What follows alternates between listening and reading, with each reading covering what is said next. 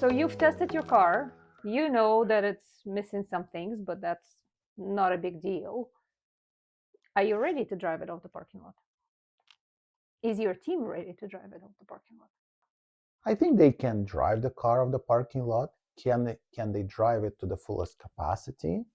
Probably not. That's assuming they drove the car before. So Great assumption. Yes. if your new software is mimicking the processes of your old software, then you're already a little bit ahead.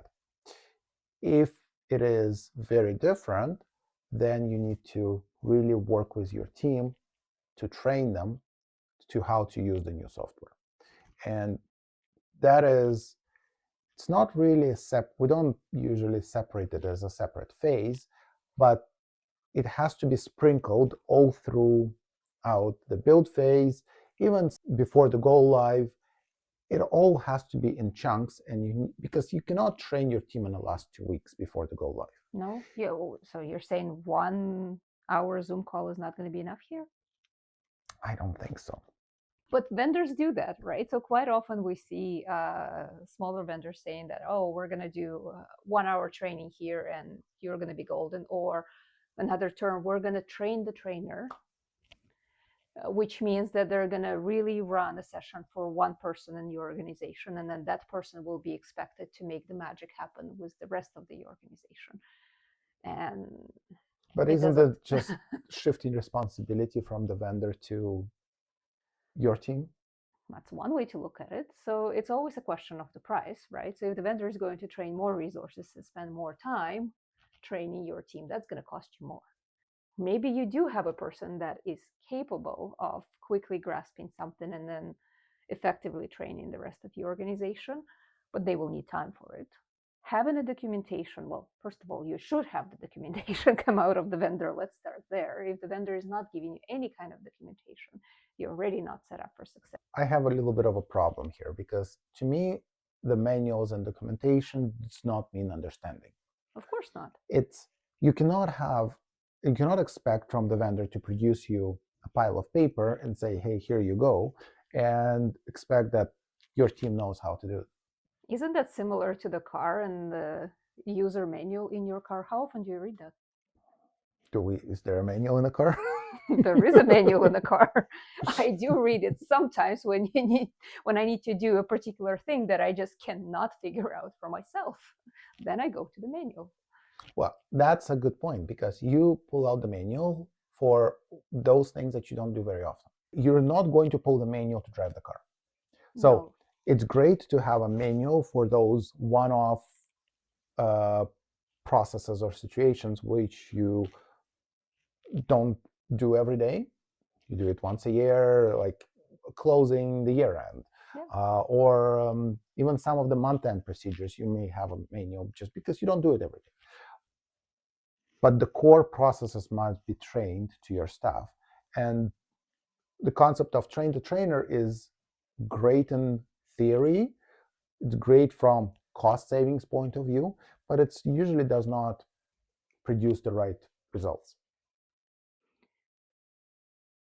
Maybe we can talk a little bit more about what training is. And it's not necessarily just getting people in the room listening to something and one person showing them, oh, you click here, here, and here, and here, and voila, you're done. Training is a little bit more than that, and managing the change, right? Is getting people to understand what they're doing. It takes time to build familiarity with the system. If you've never driven a car before, it's going to take you time. But even if you did drive a car before and you get into a car by a different manufacturer, the buttons are going to be different. Your steering wheel is going to be different. Well, the pedals will be somewhat close, but even the gear shifter might be slightly different in the location. But definitely, how do you access the menu? How do you get your phone to work, or other things, or just turn the bomb warmer on? Will be different, right? Every car is slightly different, even though you are familiar with the functionality you can expect from it. And knowing where each button is and how to perform a certain function, it's going to take you time. And it's going to take you physical memory from your arms and legs to be able to execute it quickly. So what you're saying is, before you drive the car for a long distance, um, you should really practice in a parking lot. You should really spend some time. And training does not mean somebody is sitting in the room, like you said, explaining to you the processes. It's more of your staff doing and performing those tasks. Um, we had a customer where it was a call center that was going live on a new system, and those CSRs had to each key in 500 orders in the new system. That was the minimum, and they were tracked on it to get this muscle memory in. And you're going to say this is a huge time commitment. Of course, there will. It It is a is. huge time commitment. It is. So when we usually look at the project, I would say that at least 15 to 20% of your budget should be allocated to training. Not in the monetary to spend to pay the vendor to do the training, but to pay your staff for that overtime, for that extra hours that they're going to put in to train themselves in the new system. So when you go live, it is a muscle memory. Muscle memory takes time. So that's why you really should not be expecting your team to be fully productive and better than what they were before as soon as you give them the new tool and the new system. I think that's the mistake that we're seeing very often, that the expectations are so high from this new product that when people get it and they still don't have that muscle memory, all of a sudden the project is considered a failure because they don't have that muscle memory yet. But is it realistic to expect people to have it on a day one or two even? No, How long does it take in your experience? oh, um, I would say at least 3 months. At least.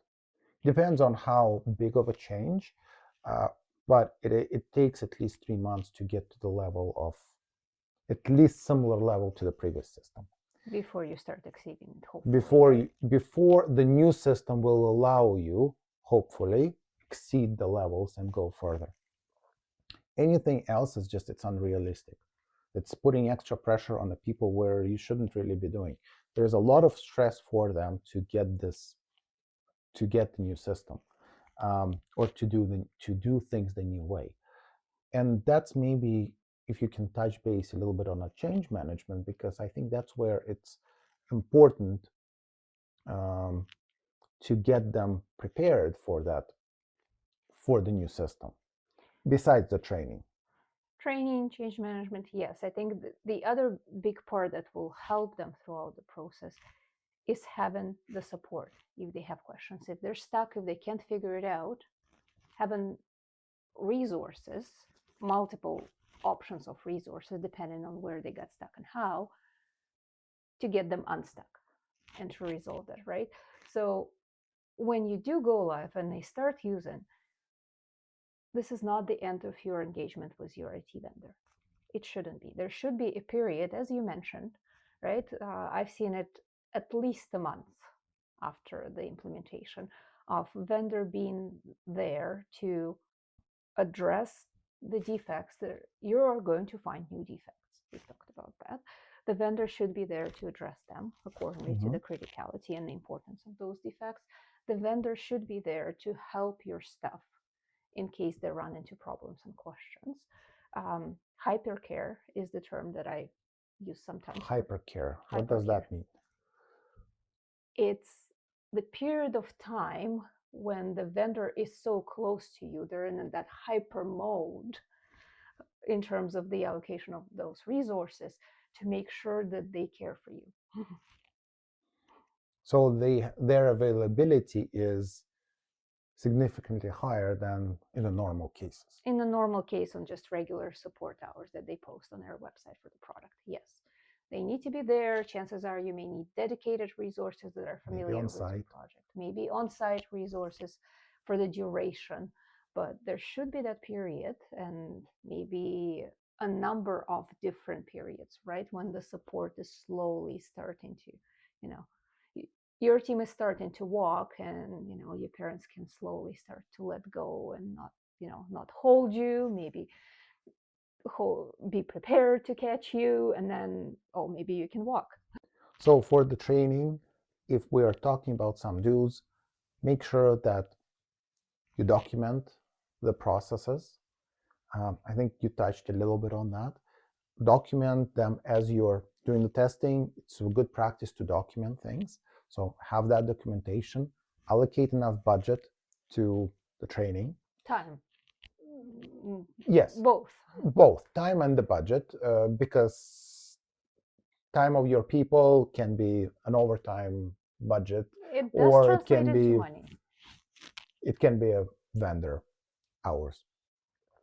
And try to get try to avoid train the trainer. Try to get the message across from an expert, and usually the vendor can be or should be an expert.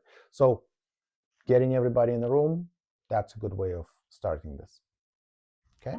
So since we're talking about um, the go live and the post go live, which is maybe not the stage, um, or post go live is a phase, but the go live is more like a milestone. Yes. How often do you see companies celebrating the go live? Very often, and they really shouldn't. Why is that? Multiple things. Well, first of all, you're not done yet. You still can't walk by yourself. You need that support and resources available. Two, your team is usually very exhausted when that happens, and they're just not in the right state to appreciate and even survive the celebration. They're still in a survival mode at this point. Give them time, get comfortable, let the team walk by themselves, then celebrate. Don't wait too long. So But can you celebrate when you decide to go live? Can you celebrate the completion of the major part of the project? you should celebrate the successes throughout the project. Let's put it this way. Um, you should always support your people and the morale. What we've seen often on the IT projects, they're grilling. They're grilling on the vendor, they're grilling on your internal team because they usually have to do all of this extra stuff that we've just talked about on top of their day to day work. Especially in a small business, you cannot afford to take your team completely out of your day to day responsibilities. You simply don't have extra resources. So, what usually happens is that you're running this marathon with your team on top of running your business, and it's exhausting for your team. So, to keep them engaged, you have to celebrate, of course, throughout. You have to celebrate stages, you have to celebrate, I don't know, certain prototypes being developed, of course, but just be mindful of how tired they are and whether or not they're ready to how much celebration they're ready, but you have to keep them engaged for sure. I think one of the best projects we've seen, they celebrate go live maybe within the first week after they do it. Definitely not on the first day, because first day is usually not fun. And when your team is in the trenches and you're distracting them with the celebration, I don't think it helps. On another hand, if you buy them pizza for just so they don't have to go out for lunch, or they don't have to um, distract themselves, and bring the pizza to their desk, that goes a long way.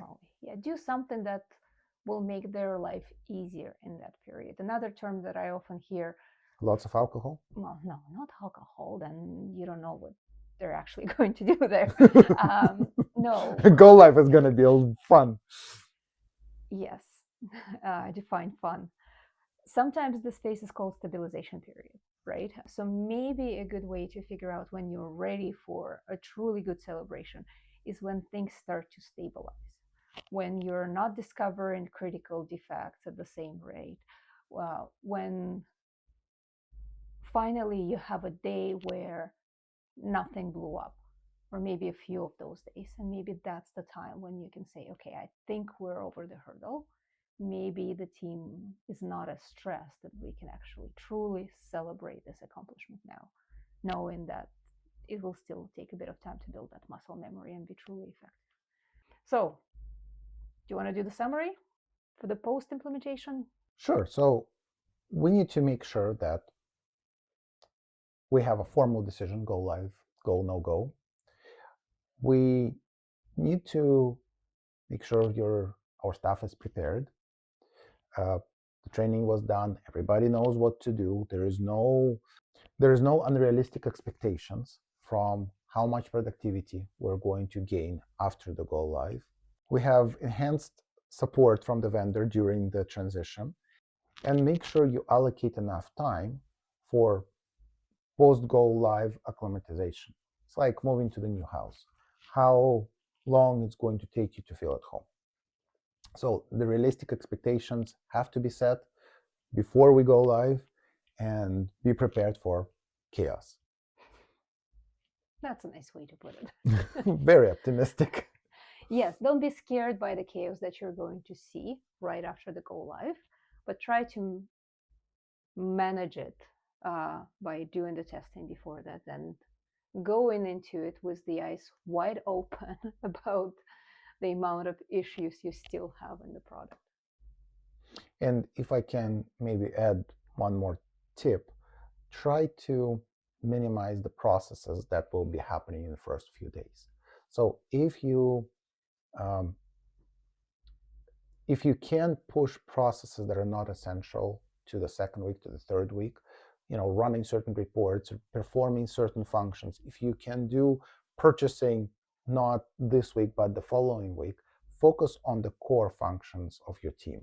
Make sure that they can do order entry, if they can take the phone calls, everything that's customer facing must go on.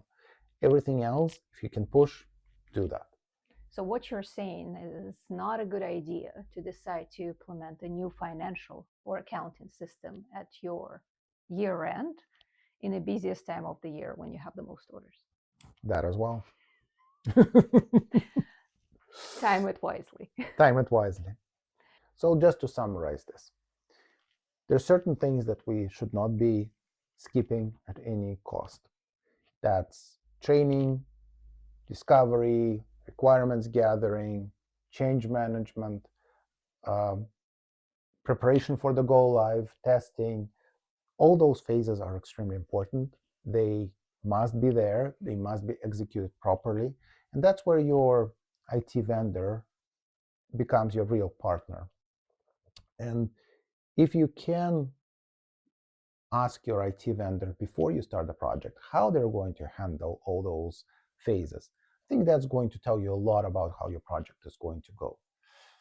Yes, important phases. Don't skip. Don't expect it to be dirt cheap because, as you probably heard in this conversation, there's a lot of phases, a lot of time investment that needs to be done for you to get the good result. If you don't care about the result, by all means, skip, but you're going to pay for it one way or another. And sometimes you're going to pay double because you'll have to undo what was already The done. damage that you've already done. Yes.